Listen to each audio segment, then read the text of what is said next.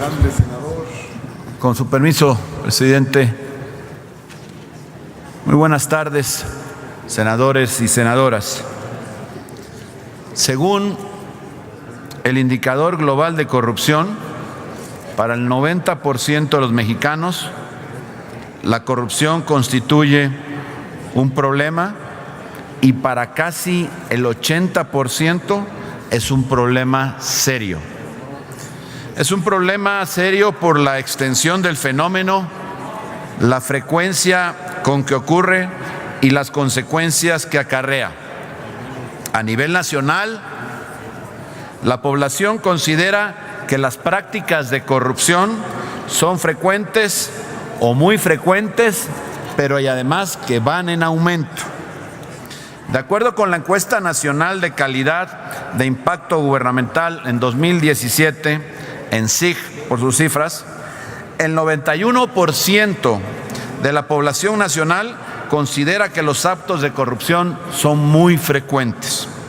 En el 2015, apenas 2 años antes, esta cifra era 88.8, o sea, 2.6% menos, 2.6 puntos porcentuales menos. Quiere decir que este tema va creciendo. Por supuesto, habrá quien diga, pues cuando llegue al 100 ya no va a seguir creciendo. El punto es que en este momento todavía va creciendo y la percepción ni siquiera empieza a caer. Hoy tenemos que en México la gente cree que cada día hay más corrupción y que por supuesto hay mayor impunidad.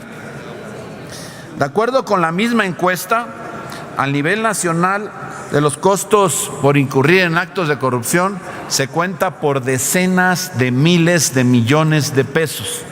Y por supuesto que si sacáramos esta cifra per cápita estaríamos hablando de todavía cantidades muy importantes de dinero en lo individual.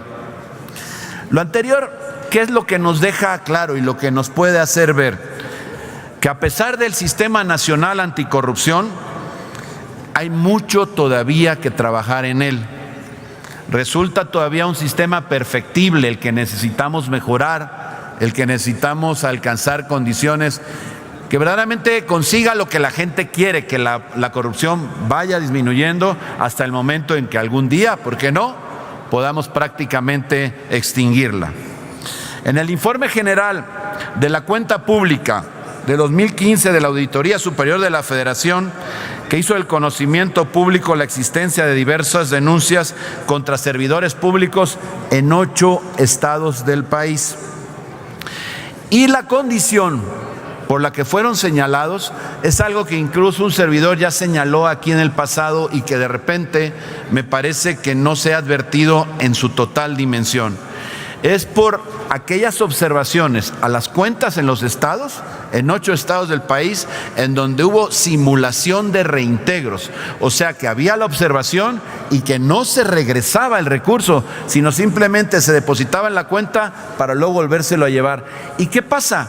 Que eso hasta hoy no es una falta ni siquiera grave en la ley de responsabilidades. No hay todavía una condición que así lo establezca. Hay una propuesta que aquí un servidor hizo para poder llevar a la consideración de todos ustedes y ojalá así sea, para que demostremos allá afuera donde realmente la gente quiere ver nuestro resultado, para 3 reformas. Una que hemos propuesto precisamente a la Ley General de Responsabilidades Administrativas para elevar precisamente a una falta grave esta práctica de simulación de reintegros por observaciones hechas a las auditorías en los estados. Otra es la reforma a la Ley Nacional de Ejecución Penal, que apenas hace unos días la presentamos aquí para poder extinguir aquellos privilegios de preliberación para quienes hayan sido sentenciados por delitos de corrupción. Y en este caso, de lo que estamos hablando es precisamente de una reforma al Código Penal Federal para que se establezca como delito esta conducta, la simulación de reintegros a partir de observaciones en desviaciones de los recursos de los ciudadanos, del pueblo de México en cada uno de los estados de todo el país, sin distinguir ningún tipo de ideología, simplemente que el recurso se use para aquello que está escrito. Por eso es que me atrevo a proponer, y ojalá tuviera la oportunidad de que lo veamos en su conjunto, que esta no es una iniciativa que repite aquella.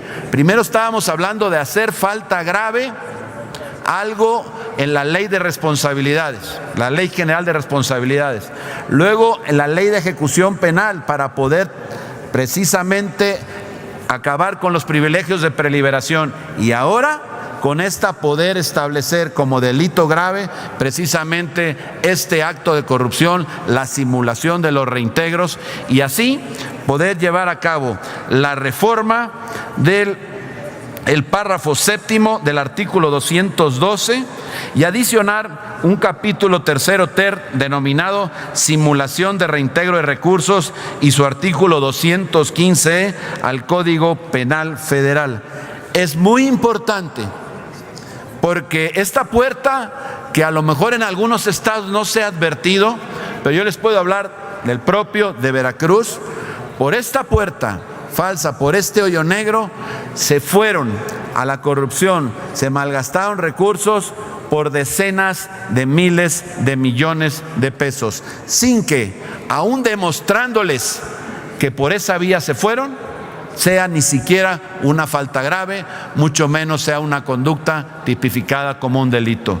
Espero poder contar con ustedes para, en estos tres ordenamientos, podamos hacer de una manera concatenada el poder amarrar y evitar que en el futuro esta condición se repita en perjuicio de cualquier mexicano en nuestro país. Es cuanto, senador presidente.